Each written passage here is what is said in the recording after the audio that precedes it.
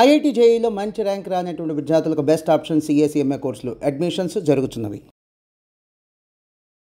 నమస్తే, మీరు చూస్తుంది సుమన్ టీవీ. నేను మీ కీర్తి. నాతో పాటు ప్రముఖ ఆస్ట్రాలజర్ బ్రహ్మశ్రీ గోరుగుంట్ల సురేష్ బాబు గారు ఉన్నారు. నమస్తే సురేష్ బాబు గారు. కీర్తి గారు నమస్కారం అండి. సురేష్ గారు, ఏరువాక పున్నం అని ఇప్పుడు జూన్ 11న రాబోతోంది.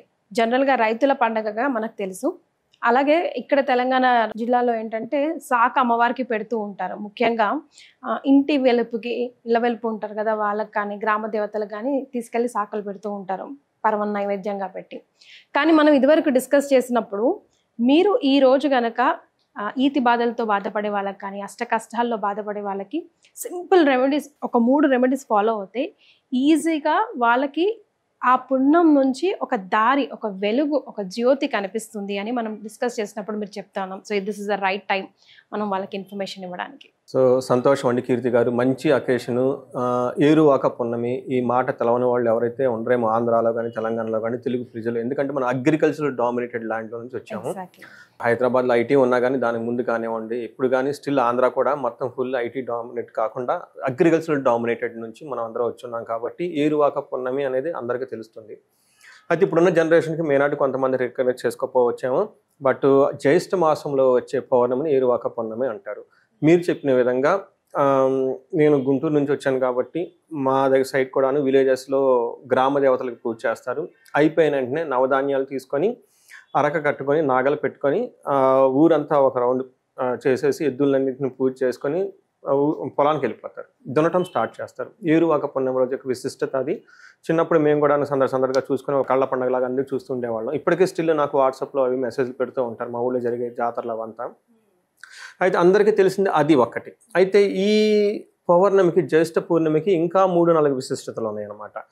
ఒకటి, మనం కేస్ బై కేసు రియల్ టైంలో ఈ జనరేషన్ వాళ్ళకి ఎలా దీన్ని యూటిలైజ్ చేసుకోవచ్చు ఈ పండుగని, అది వచ్చేటప్పటికి మనకి 11న బుధవారం జ్యేష్ఠ నక్షత్రంలో పౌర్ణమి రోజు వస్తుంది అనమాట. పౌర్ణమి జ్యేష్ఠ నక్షత్రంలో వచ్చింది కాబట్టి జ్యేష్ఠ మాసం అవుతుంది. అది లాజిక్. ఇందులో 3 కేస్ స్టడీస్ లాగా తీసుకుందాం. ఒకటి, నాకు యుఎస్ నుంచి ఒక ఆల్మోస్ట్ 4-5 మంత్స్ బ్యాక్ ఒక కాల్ వచ్చిందండి. ఒక లేడీ కాల్ చేసింది. వాళ్ళది లవ్ మ్యారేజ్ 4 years యుఎస్లోనే చదువుకోవడానికి వెళ్ళారు. అక్కడ క్లాస్లో లవ్, ఆ తర్వాత జాబులు చేసుకుంటున్నారు. ఇంట్లో వాళ్ళకి ఒప్పుకున్నారు. మొత్తానికి ఏంటంటే వాళ్ళు ఆల్రెడీ ఒక మెచ్యూర్డ్ ఒక జాబ్లో ప్రొఫెషన్లో ఉన్నారు కాబట్టి ఇంట్లో వాళ్ళు కూడా ఒప్పుకున్నారు, అగ్రీ అది, పెళ్ళి అయిపోయింది. తర్వాత ఏమైందంటే సిచ్యువేషను, వాళ్ళిద్దరు మధ్య వైఫ్ అండ్ హస్బెండ్ మధ్య సరైన అన్యోన్యత లేక వాళ్ళిద్దరు మళ్ళీ సపరేట్గా ఉంటున్నారు. ఈ విషయం ఆల్మోస్ట్ వాళ్ళ పేరెంట్స్కి అంతగా తెలవదు. కానీ ఈమె బాధపడుతూ ఉంది. ఇష్టపడి పెళ్లి చేసుకున్నాను, ఇలా అవుతుంది ఏంటి, దీనికి ఎలా సొల్యూషన్ ఏంటని నాకు వచ్చారు. ఇలా చాలామందికి ఉన్నాయండి. ఇది ఒకటి. రెండోది ఏంటంటేనండి, ఒక లేడీ నాకు ఫోన్ చేసింది, ఏమండి నాకు మా హస్బెండ్ నా మాట వినటం లేదు, ఇన్లాస్ మాట వింటున్నారు. ఇది కామన్గా ఉండేది. రెండోది ఏంటంటే హస్బెండ్ నా మాట వినటానికి ఏదైనా ఒక మంత్రం ఉందా, లేదంటే కొంతమంది నన్ను ఎక్స్ట్రీమ్ లెవెల్ మొరుగు ముందని పెడతారు కదండి, మాట వినటానికి ఏమైనా మీరు హెల్ప్ చేస్తారా అని చెప్పేసి ఒకటి వాళ్ళు ఎంతో బాధపడితే ఇలా వస్తారండి ఫోన్ చేసి. అన్నోన్ పీపుల్కి ఒక నెంబర్ తీసుకొని చేసారంటే అంతా బాధపడితేనే కదండి. ఇది ఆల్మోస్ట్ సిమిలర్ కేటగిరీ అండి. ఈ కేటగిరీ వాళ్ళకి ఒక రెమెడీ ఉంది అదే రోజున. ఇంకొక కేటగిరీ ఎవరికంటేనండి, ప్రస్తుతానికి మనం బాగున్నాము, పిల్లలు చదువుకుంటున్నారు, జాబ్ ఏదో ఒక విధంగా వెళ్ళిపోతూ ఉంది, బట్ ఇంకా గ్రోత్ వెళ్ళాలి, మనం ఎక్కడేసిన గొంగలి మాదిరి ఉంది, డెవలప్మెంట్ లేదు అన్నట్టుగా ఉంది, బట్ ఏదో అలా వెళ్ళిపోతూ ఉంది అనమాట. సో మనకి ఇంకా ఉన్నత స్టేజ్కి వెళ్ళాలి, సమాజంలో పలుకుబడి కావాలి, పేరు ప్రఖ్యాతులు కావాలి, రాజకీయంగా ఎదగాలి, లేదంటే 10 మంది మధ్య నాయకత్వం కావాలి, ఒక బాస్గా ఉండాలి, లేదంటే ఒక బిజినెస్ 10 కావాలనుకునే వాళ్ళకి ఇంకొక రెమెడీ. మూడో రెమెడీ, నేను కొంతమంది నాకు ఫోన్ చేసినప్పుడు ఒక రెమెడీ చెబితే ఆ రెమెడీ చేయడానికి కూడా వాళ్ళ దగ్గర డబ్బులు ఉండవండి. నేను చాలామంది చెప్తా, ఇమ్మీడియట్గా తిరుపతి వెళ్ళండి. అయ్యో తిరుపతి అండి అంత డబ్బులు లేవండి అని ఆగేసిన వాళ్ళు చాలామంది ఉన్నారండి.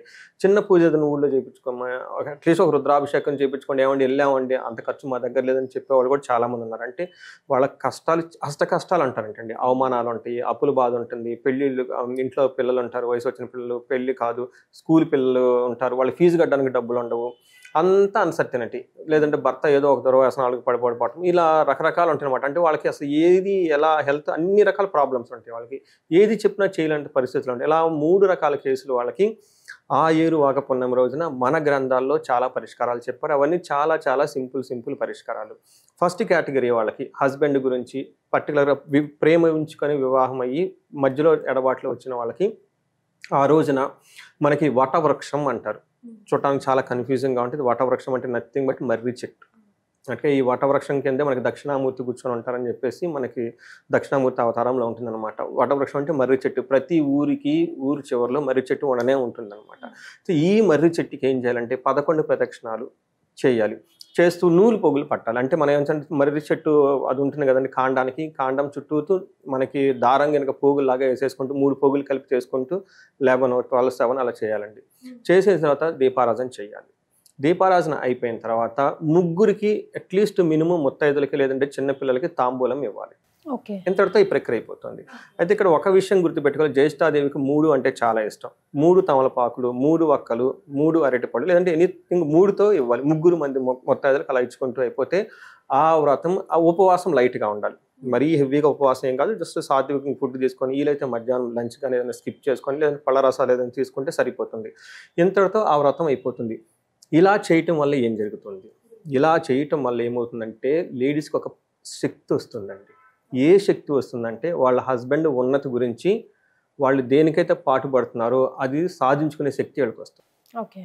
ఇది నిజమా, మనకి ఎక్కడైనా పురాణాల్లో ఉందా అని మీరు నన్ను క్వశ్చన్ చేశారు అనుకోండి, ఈ రోజున మనకి వట సావిత్రి వ్రతం కూడా చేసుకుంటారు. ఎప్పుడు ఇది వ్రతం ఇది, బట్ మన ప్రతి వ్రతానికి ఒక కథ ఉంటుంది. వ్రతం అంటే కథ ఉంటుంది. సత్యనారాయణ స్వామికి పూజకి ఒక కథ ఉంటుంది, గణపతికి ఒక కథ ఉంటుంది, ఇలా ప్రతిదానికి ఒక కథ ఉంటుంది. దీన్ని కూడా మనకి సావిత్రి కథ ఉంటుంది. అయితే సావిత్రి ఏంటంటే సాక్షాత్తు యముణ్ణి ఆపేస్తుంది. తన భర్త చనిపోతే నా భర్త ప్రాణాలు నాకు కావాలి, నా భర్త నాతో ఉండాలి. ఆ సావిత్రి కూడా లవ్ మ్యారేజ్ చేసుకుంటుంది. ఆ కథలో ఆమె ఇష్టపడి ప్రేమించుకొని పెళ్లి చేసుకుంటుంది. తర్వాత అతను సరిగ్గా ఉండడు, రకరకాల కారణాల వల్ల ఆ మైండ్ రకరకాలుగా వెళ్ళిపోతుంది. ఫైనల్గా అతను చనిపోయినప్పుడు యమునితో ఫైట్ చేసి తీసుకొచ్చుకుంటుంది. ఆమెకు ఆ శక్తి ఎలా వచ్చింది అనేదానికి రహస్యం ఇది. తన మర్రి చెట్టుకి పూజ చేయడం, ఆమె వటవృక్షానికి వ్రతం చేయటం వల్ల ఆ పవర్ వచ్చింది.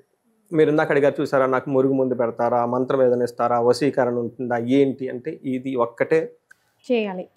ఆ రోజు పర్టికులర్ గా మొదలు ఆ రోజు పెట్టి ఇన్ని వారాలని చేయాలండి, అంతే. ఆ ఒక్కరోజు it's hardly 15 minutes remedy. Exactly. With almost 25 rupees. 25 rupees remedy, 15 minutes time తీసుకోండి, చేయండి అంతే. ఇట్ వర్కౌట్ అవుతుందండి. మీ భర్త మీ కంట్రోల్లో ఉండాలంటే, ముఖ్యంగా ప్రేమించి పెళ్లి చేసుకున్న వాళ్ళు ఇబ్బందులు పడుతుంటే ఖచ్చితంగా అండి. ఇది రియల్ టైం కేసు. భర్తకి భార్య కూడా వైసీ వర్ష కూడా పనికొస్తుంది. వ్రతాలు ఎప్పుడు లేడీసే చేసుకుంటారు. ఇది సీక్రెట్ లేడీస్ కి మాత్రమే. పాపం భార్య బాధ్యతలు భర్తలకు ఉన్నాయండి. నెక్స్ట్ స్టెప్ భర్తలకి. అయితే పాపం వాళ్ళు మధ్యలో ఆగిపోయి ఉంటారు. మరి ఎంత ఉన్నా కానండి పిల్లల్ని చదివించాల్సిన బాధ్యత, సంసారాన్ని చేసుకోవాల్సిన బాధ్యత భర్తదేనండి. మరి వాళ్ళు ఎంత కష్టపడినా ఒక స్టేజ్కి వచ్చి ఆగిపోతారు. నేను చాలా మందిని చూస్తుంటే, ఆవిడ నేను 10 ఏళ్ల నుంచి ఇదే జాబ్లో ఉన్నానండి, ముందు ఎదగలేకపోతున్నాను. 15 ఏళ్ల నుంచి ఇదే జాబ్ చేస్తున్నానండి, ఏదో కొద్దిగా వస్తుంది కానండి నేను ఇంకా ముందుకు వెళ్ళలేకపోతున్నాను. రాత్రి కూడా ఒకళ్ళు వచ్చారండి, సేమ్ సిమిలర్ కేసు. ఎక్కడి నుంచో వైజాగ్ నుంచో వచ్చి హైదరాబాద్లో వచ్చారు, చిన్న జాబ్లో చేరారు. అదే జాబ్లో అది అక్కడే ఉంటున్నారు, కొంచెం వెళ్తుంది కానీ ఒక బ్రేక్ త్రూ రాలేదు. ఇలాంటి వాళ్ళ గురించి వీళ్ళకి కూడా ఒక 100 రూపీస్ రెమెడీస్తో అదే రోజున చేయాలి. ఏమి చేయాలంటే 250 గ్రాములు నువ్వులు తీసుకొని దానం చేస్తే సరిపోతుంది, అంతే. That's all. ఓకే. ఎవరికి దానం ఇవ్వాలి? ఎవరికి ఇచ్చినా ఓకే, మంచి వాళ్ళకి ఇస్తే మంచిది అనమాట. మరి ఇలా నువ్వులు మనకి ఏం చెప్తారంటే వేద బ్రాహ్మణులకు ఇవ్వాలని చెప్తారు. ఎందుకంటే వాళ్ళు వేదం ఎప్పుడు పఠిస్తూ ఉంటారు కాబట్టి, మంత్ర నిష్టలో ఆ నిష్టతో ఉంటారు కాబట్టి వాళ్ళకి ఏమంటారు, అట్లానే అగ్నిహోత్రం చేసే వాళ్ళకి, సంధ్యావనం చేసే వాళ్ళకి, కొంచెం పెద్దవాళ్ళు ఎవరికి ఇచ్చినా కానీ చక్కగా హంబుల్గా తీసుకునే వాళ్ళకి ఇస్తే ఏమవుతుందంటే అశ్వమేధ యాగం ఫలితం వస్తుంది. 250 నువ్వులు దానం చేస్తే ఏరువాక పుణ్యం రోజు అశ్వమేధ యాగం చేసిన పుణ్యఫలం వస్తుందంటారా? అవునండి. ఇది మనకి లవకుశ సినిమాలో ఎన్టీఆర్ గారు అశ్వమేధ యాగం చేసిన తర్వాత ఈ గుర్రాన్ని వదిలిపెట్టిన తర్వాత లవకుశులు కలుస్తారు, చూసారు కదండి. అది వాళ్ళకి బ్రేక్ త్రూ కదా. పాపం సీతాదేవి ఎక్కడ ఉందో, పిల్లలు ఎక్కడ ఉందో తర్వాత ఈయన అశ్వమేధ యాగం చేయడంతోనే మొత్తం మారిపోతుంది అనమాట. ఇలా అంటే నెక్స్ట్ లెవెల్కి వెళ్ళిపోవటానికి, వాళ్ళు ఎక్కడో స్టాగ్నేటెడ్గా ఉన్న వాళ్ళు ముందుకు వెళ్ళటానికి అశ్వమేధ యాగం చేయని అవసరం లేదు, ఈ నువ్వులు కనుక ఇస్తే సరిపోతుంది. ఇది 2వ రెమెడీ. 3వ రెమెడీ అండి, నాకు చాలామంది విలేజెస్ నుంచి, రూరల్ నుంచి కాల్ చేస్తూ ఉంటారు. నేను కొంచెం చిన్న రెమెడీస్ చెప్తాను వాళ్ళు చేయగలిగినవి. కొంతమంది వాళ్ళకి చదువు ఉంటుంది, చదువు లేదు, ఏమంటే ఈ శ్లోకం చదవమంటే మేమంటే మనం చదవలేదంటారు. ఏమంటే కొంచెం ఈ పూజ చేయించుకుంటే ఏమంటే మా ఊళ్ళో గుడి కూడా లేదండి ఆ పూజ చేయడానికి అంటుంటారు. సరే పోనీ ఎక్కడికైనా క్షేత్రానికి వెళ్ళాలంటే అక్కడికి వెళ్ళడానికి డబ్బులు కూడా లేవు అంటారు. కానీ అన్ని ప్రాబ్లమ్స్ ఉంటాయి, హెల్త్ ప్రాబ్లమ్స్ ఉంటాయి. ఏం పెళ్ళి వచ్చిన ఈడికి వచ్చిన అమ్మాయి ఉంటుంది, పెళ్లి చేయాలి, పిల్లలు ఉంటారు, ఫీజులు ఉండవు, ఏదో చేసుకుంటాం ఎలా అండి, ఆ లూప్ నుంచి బయటకు ఎలా రావాలనుకున్న వాళ్ళకి ఈ రెమెడీ అండి. ఇది కూడా మీకు ఆల్మోస్ట్ 200-300 రూపాయలతో రెమెడీ అయిపోతుందండి. ఆ రోజున ఏం చేయాలంటే ఫస్ట్ వీళ్ళకి గొడుగులు దానం చేయాలండి. గొడుగు 1-2 గొడుగులకి దానం చేయాలి. 2 పాదరక్షలు అంటే చెప్పులు, చిన్న చిన్న 2-3 జాతాలు తీసుకున్నా కానీ తక్కువలో జగన్ చేస్తే సరిపోతుంది. తర్వాత విసనకార దానం చేయటం, ఇది కూడా లేని వాళ్ళు చందనం దానం చేయాలి. మీకు చందనం డబ్బా తీసుకొచ్చేసి దాన్ని కలిపేసి అందరికి బొట్టు పెట్టేసి చేతులకు రాసేసుకుంటే చందనం దానం చేసినట్లు వాళ్ళకి ఇచ్చేస్తే అయిపోయినట్లే కదండి.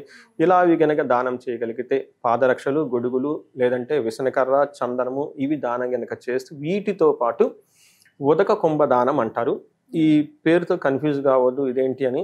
ఉదక కుంభదానం అంటే నథింగ్ బట్ వాటర్ బాటిల్. ఈ స్కూళ్ళలో పిల్లలు వాడుకుంటారు చూడండి, వాటర్ బాటిల్ తీసుకెళ్ళిపోతే దాన్నే పూర్వకాలం ఉదక కుంభం. ఉదకం అంటే నీళ్లు, కుంభం అంటే పాత్ర.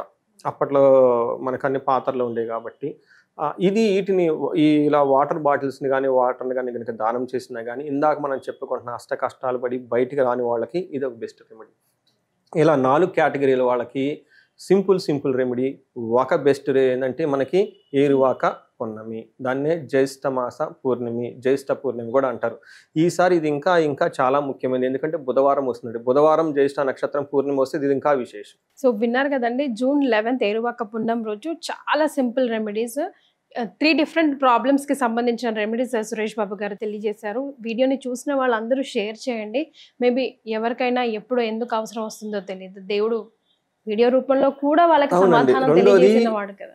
ఇది చూసిన వాళ్ళు ఇలాంటి బాధలతో బాధపడుతున్న వాళ్ళకి ఫార్వర్డ్ చేస్తే వాళ్ళ సంసారం నిలబడితే అది మీకు అంత పుణ్యం అండి. వాళ్ళ పిల్లలు బాగా చదువుకుని ఉండటం కదా అది మీకే పుణ్యం కదండి. సో మనం ఎన్నో ఫార్వర్డ్లు చేసుకుంటూ ఉంటాం, ఈ మెసేజ్లు ఆ మెసేజ్లు ఇటు అటు, బట్ ఇది ఫార్వర్డ్ చేయండి, ఇంపార్టెంట్. చాలా సంతోషం అండి, ఇంత ఇంపార్టెంట్ ఇన్ఫర్మేషన్ మా సుమన్ టీవీ ప్రేక్షకులకు తెలియజేశారు. ధన్యవాదాలు. ధన్యవాదాలు.